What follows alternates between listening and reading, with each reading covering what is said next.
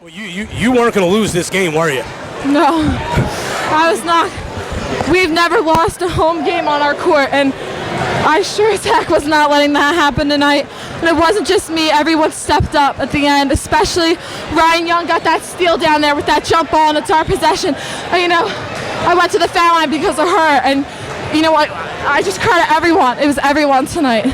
What this has been a long time coming for you guys. This is what you wanted. You guys talked about this for so long, and you kind of building toward this. So many seniors on this team, and to get it done, what's the feeling like?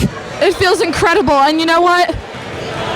We were down a player today. Ariel McGee was. It was unfortunate. She was throwing up last night with the stomach virus, and, we were all thinking about her today, especially that last 4 minutes we went in overtime. We won this game for her. We wanted to come out and win for her because she wanted to play so badly, and, she tried everything she could today to come to school and, to try and play, and she couldn't. She was sick, so this was for her tonight. Lauren, Maddie Gibson fouls out early in the fourth quarter, and obviously you don't have Ariel all night.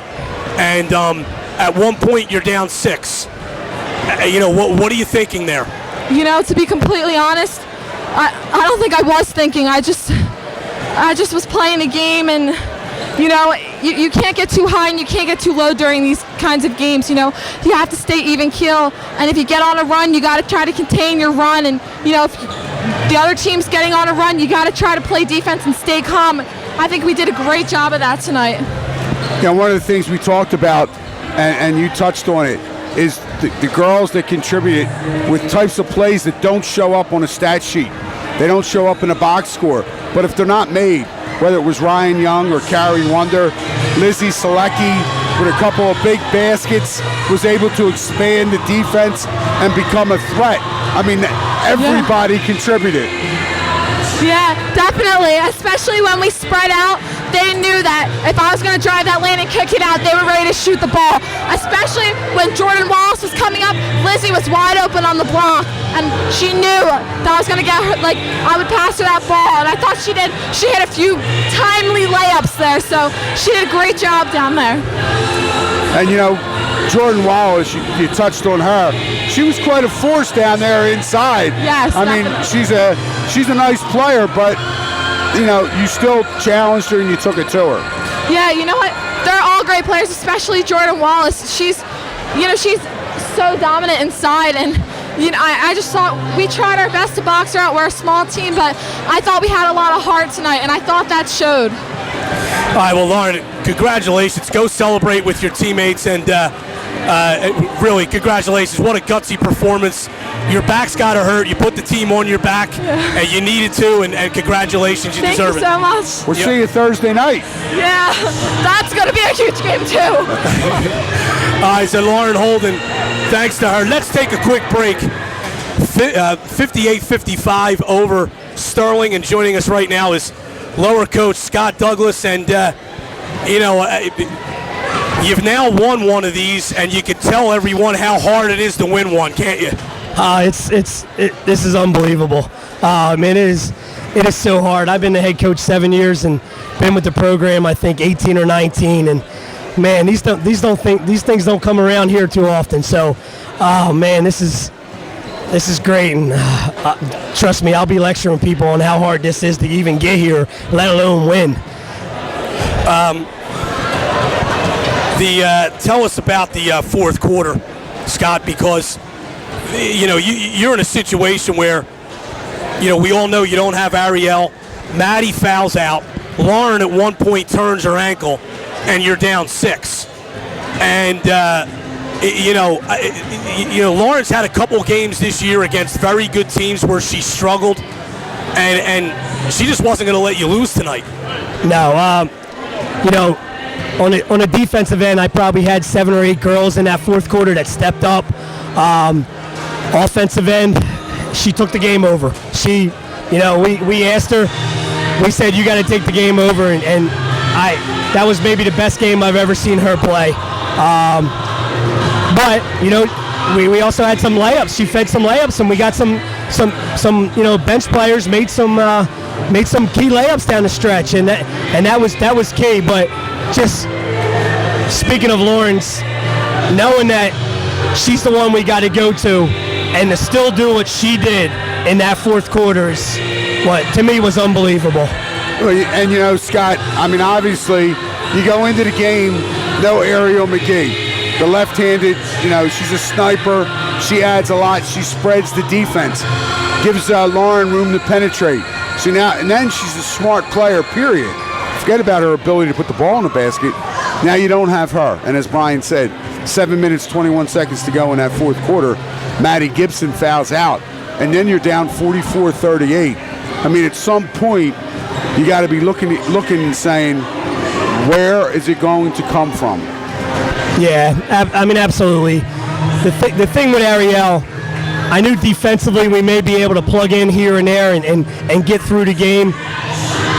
Them playing a zone in the beginning without Ariel was going to hurt us. And I knew that. I don't know how we did it on the offensive end. You know, and then, you know, Maddie fouls out.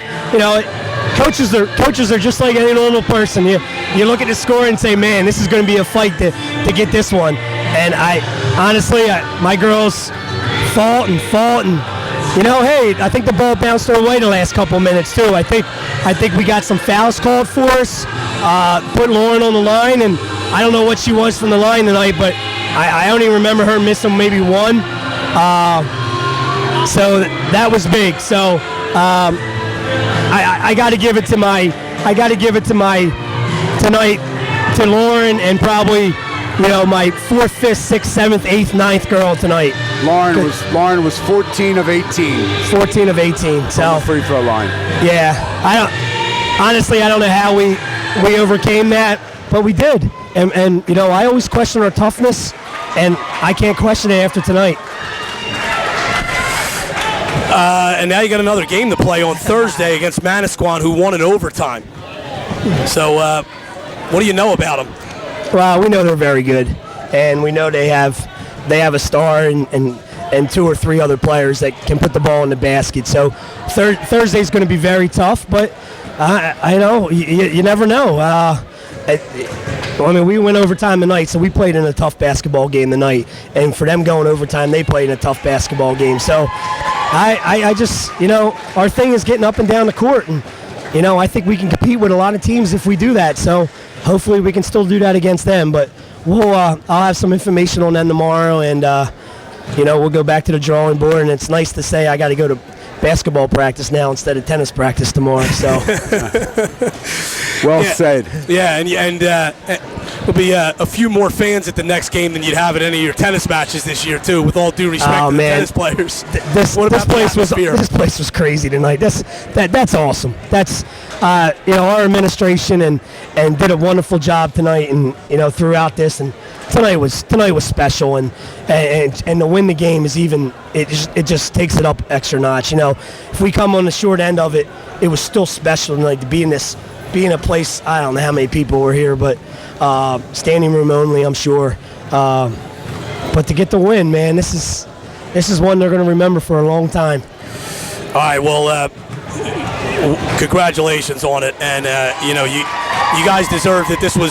This is what you worked for the last few years with this lineup. When they were seniors, everyone thought you'd have a shot. You know, you tie for your conference, you play in the Cape Championship game, and now you win South Jersey. And I know, you know, it's been a dream season for you, and congratulations. Thanks, guys. I appreciate that. And good luck, Coach. We'll see you Thursday night. Thank you very much. And go down and get a piece of your net. You got to go cut that last net as they cut the nets down in front of the Lower Cape May, the group closest to the Lower Cape May bench, as still about 150 people or so milling around and basking in the limelight here of this South Jersey Championship for the Lower Cape May Regional Lady Tigers. Here's your final point totals. First for Sterling, they finished 24-5. Chanel Robinson at 16, Jordan Wallace 13, 10 for Salarina Shinkovitz, 7 for Dominique Budd, 6 for Leilani Nayon Carter, and 3 for Brenna Lambert. For Lower Cape May, Lauren Holden, 35 points, as Buddy said, 14 for 18 from the line. At one point in the fourth quarter and overtime, she made 7 straight free throws, and she made 8 of her last 9 free throw attempts. Maddie Gibson had 12 before she fouled out. Ryan Young scored 5, Lizzie Selecki with 4, and Dejanay McNeil with 2 points. And, Buddy, it's such a long playoff season, and you think about what we go through. We go from gym to gym and broadcast these games, and how we're feeling right now. We're emotionally drained. Everybody involved with our broadcast right now is battling some kind of a sickness, and you realize what these kids have to go through practicing from right after Thanksgiving, playing 26 regular season games for Lower, a grueling Cape Atlantic League tournament, and to win 4 games here without a couple of starters. One didn't play all night. Another one fouled out early in the fourth quarter. I mean, this is the stuff that Hollywood movies are made out of. Oh, absolutely, Brian. And this is what dreams are made of, and this is what long-time high school memories you never forget. These girls are going to be bonded now for the rest of their lives. They're going to have these memories here on the hardwood floor. Obviously, a lot of them have great memories from playing out there on the soccer fields, lacrosse, and whatnot. But you win this South Jersey Group 2 championship, those young ladies are going to be bonded forever. It's going to not just be about the team photo, but it's going to be about the night they were going to remember is when they were cutting down the net. As Coach Scott Douglas, they had to get him an extension ladder so he could get up there, to get the final pieces cut. But this is what it's all about. All the parents, fans, students standing here, cheering, and it's great stuff. Yeah, it really is. And congratulations to the Lady Tigers of Lower Cape May. This is their first ever South Jersey championship in basketball. And, Scott said it right. I mean, Lower Cape May is a school that, at times in their athletic program can be very competitive. But as long as this school has been here, buddy, they've only won 4 or 5 South Jersey championships across all team sports. So, it is very difficult to win one of these. And, Lower Cape May, going through the tournament and winning it is one thing. The manner in which Lower did it tonight is another. Trailing by 6, 2 starters not in the game, Lauren Holden playing on a bum ankle, and they find a way to win it 58-55. And again, that's you're 100% correct, because that's what makes it extra special, because these are the types of games and nights these kids are going to never forget.